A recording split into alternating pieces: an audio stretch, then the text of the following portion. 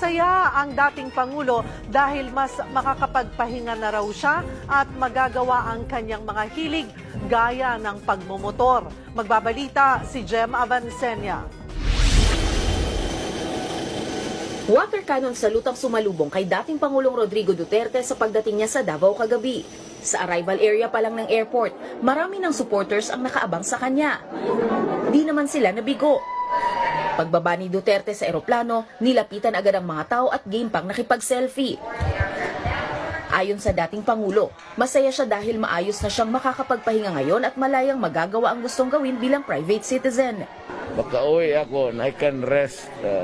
Alam mo, baka totoo ito sa lahat ng presidente. We get only about 5 to 6. 5 average ang because of volume sa trabaho, sa papel. So, makatulog na ako. I can sleep 8 hours without worrying that I have to stand up. Gayon pa man, handa pa rin daw siyang tumulong sa bansa sa panahong kailanganin siya. Basta yung mga crucial sa ating bayan, I'll be there to add to my whatever.